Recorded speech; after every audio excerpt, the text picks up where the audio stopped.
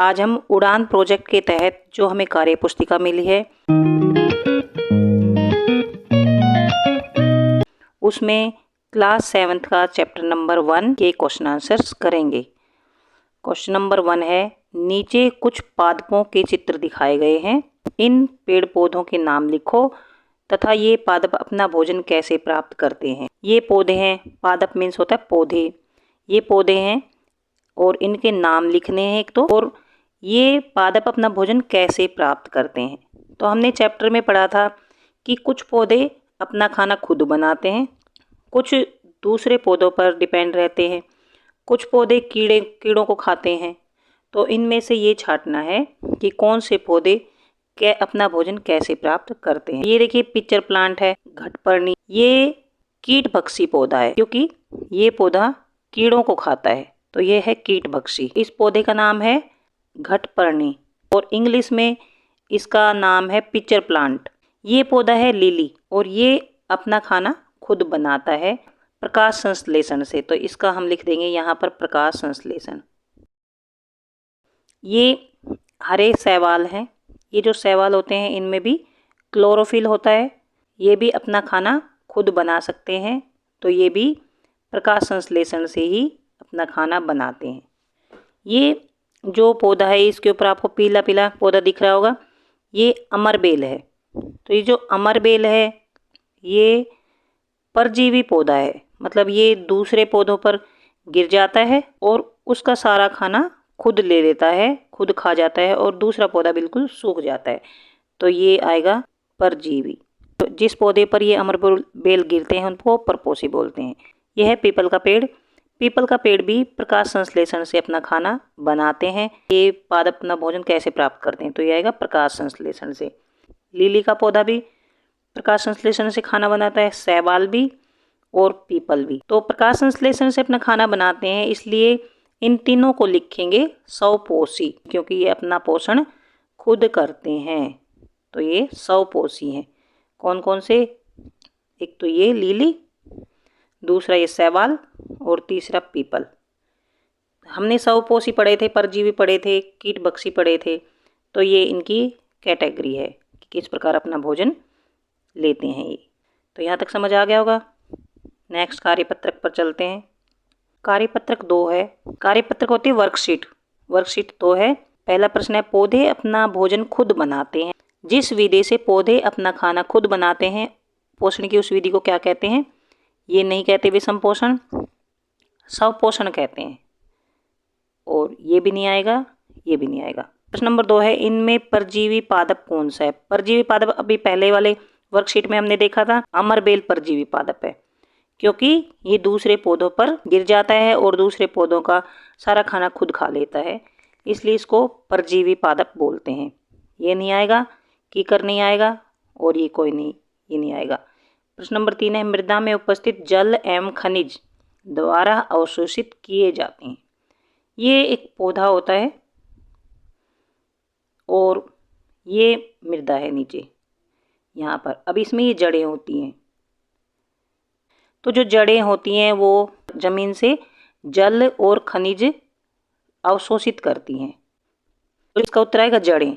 ये आएगा जड़, ये तना नहीं आएगा और ये नहीं आएगा और ये भी नहीं आएगा। कार्यपत्रक 3 है, रमेश को भोजन करते समय जिज्ञासा होती है कि माँ तो हमें भोजन बनाकर खिलाती है, परंतु इन पौधों को भोजन बनाकर कौन खिलाता है?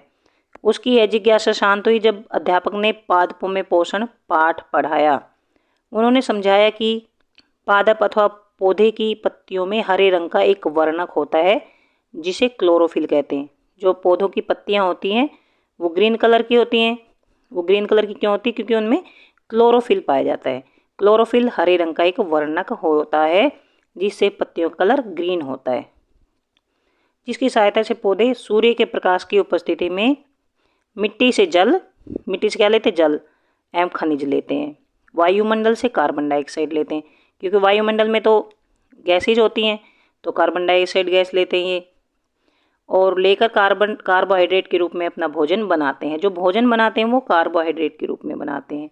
मतलब पत्तियों में क्लोरोफिल होता है, पौधे सूर्य का प्रकाश लेते हैं, मिट्टी से जल और खनिज लेते हैं और वायुमंडल से कार्बन डाइऑक्साइड लेते हैं, ये याद करना है। ये सब लेकर वो खाना बनाते हैं जो कि कार्बोहाइड्रेट के रूप में अवशोषित हो जाता है उनके अंदर। अब इन प्रश्नों के उत्तर देने हैं हमें। निम्न प्रश्नों के उत्तर लिखो। पहला है, पौधे में पाए जाने वाले हरे रंग के वर्णक को क्या कहते हैं? तो ये आएगा क्लोरोफिल। पौधे वायुमंडल में से कौन सी गैस भोजन बनाने के लिए लेते हैं? तो ये आएगा कार्बन डाइऑक्साइड, कार्बन डाइऑक्साइड। तीसरा है, पौधों द्वारा भोजन बनाने की प्रक्रिया को क्या कहते हैं? प्रकाश संश्लेषण। पौधे प्रकाश संश्लेषण के लिए मिट्टी से क्या प्राप्त करते हैं? जल व खनिज लवण। ये जो पौधों की जड़ें होती हैं ये मिट्टी से जल और खनिज लवण को सोखती हैं। क्लोरोफिल पौधे के किस भाग में पाया जाता है? तो यह आएगा पत्तियों में। किसके प्रकाश की उपस्थिति प्रकाश संश्लेषण के लिए आवश्यक है? तो यह आएगा सूर्य का प्रकाश। ये नहीं है कि वो बल्ब के प्रकाश में या मोमबत्ती के प्रकाश में खाना बना लेते हैं, तो यह आएगा सूर्य का प्रकाश। सूर्य का प्रकाश जो होता है उसकी उपस्थिति में प्रकाश संश्लेषण होता है। तो यहाँ तक कार्यपत्रक 3 खत्म होता है। अब है कार्यपत्रक 4, वर्कशीट 4 है। पादपों में प्रकाश संश्लेषण प्रक्रिया के समय पानी पत्तियों तक कैसे पहुँचता है? जो पौधे होते हैं वो जमीन से जल अवशोषित करते हैं और पूरे पौधे में ये जल पहुँच जाता है। तो ये किस प्रकार पहुँचता है, किस रास्ते से पहुँचता है? आओ इसे देखने के लिए एक प्रयोग करते हैं। इसमें एक एक्टिविटी करते हैं कि हमें 2 फूल लेने, जो सदाबहार का पौधा होता है उसके 2 सफ़ेद फूल लेने हैं और 2 कांच के गिलास लेने हैं, लाल चाय लेनी है और ड्रॉपर लेना है एक, और 2 सूखी लकड़ी की डंडियाँ लेनी है और पानी लेना है। ये जो 2 गिलास हैं इनमें जो हमने सदाबहार के जो 2 फूल लिए थे उनको जड़ सहित उखाड़कर जड़ों की मिट्टी को अच्छी तरह धो लेना है। पहले हम सदाबहार के पौधों के लेंगे और ये जड़ जो होती हैं उनको अच्छी तरह से धो लेने हैं। हमें 2 पौधे लेने हैं। ये इन जड़ों को अच्छी तरह धो लेंगे। 2 कांच के गिलास लेंगे, उनमें साफ पानी भर देंगे और एक गिलास में ड्रॉपर की सहायता से 15-20 लाल चाय की बूंदें डाल देंगे। जैसे इस वाले ड्रॉपर में डाल लेते हैं, बी में, और ए में नहीं डालेंगे। अब दोनों पौधों को 2 अलग अलग सूखी डंडियों से बांध देना है।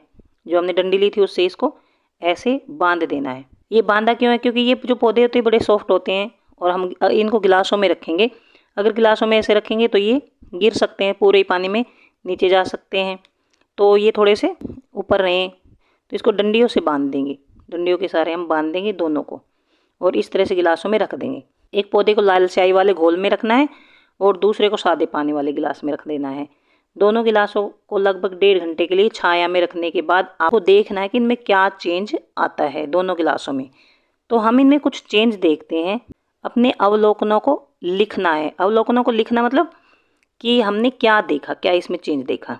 तो जो सदाबहार के जो फूल होते हैं वो सफ़ेद होते हैं। तो यहाँ से हम देखेंगे कि जो बी गिलास है उसका जो फूल और पत्तियाँ रेड हो जाती हैं, लाल हो जाती हैं। लेकिन ये वाला है, इसमें ए वाले में इसके फूल और पत्तियों में कोई भी चेंज नहीं आता। ये सफ़ेद ही रहते हैं। ये लाल हो जाते हैं लेकिन ये सफ़ेद ही रहते हैं। क्यों? क्योंकि हमने इसमें लाल स्याही डाली थी और जो लाल स्याही डाली थी वो इस पानी में थी। पानी में से इस पौधे के अंदर चली गई और फूलों के अंदर भी वो स्याही चली जाती है। यहाँ से तने से होकर इन फूलों में भी चली जाती है, इनमें और पत्तियों में भी चली जाती है। तो इससे ये हमने नोट किया है, मतलब अवलोकन किया है। तो हम इनको लिख लेंगे, ये दोनों लाइनें लिख लेंगे जो मैंने बताया है। अब हम इनके उत्तर देंगे। पहला प्रश्न है, पौधों की पत्तियों को ध्यान से देखो। दोनों पौधों की पत्तियों में तुम्हें क्या अंतर दिखाई देता है? देखा है, जो सादे पानी में पौधा रखा गया है उसके फूल और पत्तियां सफ़ेद रहते हैं और जो लाल स्याही के घोल में जो पौधा रखा था उसके फूल और पत्तियां लाल हो जाती हैं। अब प्रश्न नंबर 2 है, पौधे के फूलों को ध्यान से देखो, इनके रंग में क्या कोई परिवर्तन आया है? तो हमने पहले ही लिख दिया है, जो सादे पानी में रखा पौधा है उसका फूल सफ़ेद रहता है। लाल स्याही के घोल में जो पौधा रखा है उसका जो फूल है वो लाल हो जाता है। प्रश्न नंबर 3 है, आओ अब हम चर्चा करें और निम्नलिखित प्रश्नों के उत्तर लिखें। पत्तियों और फूलों का रंग लाल होने का क्या कारण है? इसका कारण मैंने बताया, जो पानी है उसमें लाल स्याही डाली थी, जिसके कारण पानी का रंग लाल हो जाता है। और जो पौधे हमने पानी में रखे थे उनकी जड़ें पानी को सोख लेती हैं और ऊपर तने में से पूरे पौधे में उस पानी को भेज देती हैं। पानी के साथ जो लाल रंग है वो भी पूरे पौधे में फैल जाता है, इसलिए उसकी पत्तियां और फूल लाल रंग के दिखाई देते हैं। प्रश्न नंबर 2 है, पत्तियों और फूलों में लाल रंग पौधे के किस भाग द्वारा पहुंचा होगा? पत्तियों और फूलों में जो लाल रंग है वो तने के कारण पहुंचता है, क्योंकि जो जड़ें होती हैं वो पानी को सोखती हैं और तने में पहुंचा देती हैं, और जो तना होता है, इसकी जो शाखाएं होती हैं वो इस पानी को पूरे पौधे में पहुंचा देती हैं। तो पत्तियों और फूलों में जो लाल रंग है वो पौधे के तने से द्वारा पहुंचाया जाता है, तने के द्वारा। तो यहाँ तक ये वाला चैप्टर ख़त्म होता है। अगर आपको समझ आ गया है, please subscribe my channel, share to your friends and like. कुछ नहीं समझ आया है तो कमेंट बॉक्स में लिखकर पूछ सकते हैं। Thanks for watching.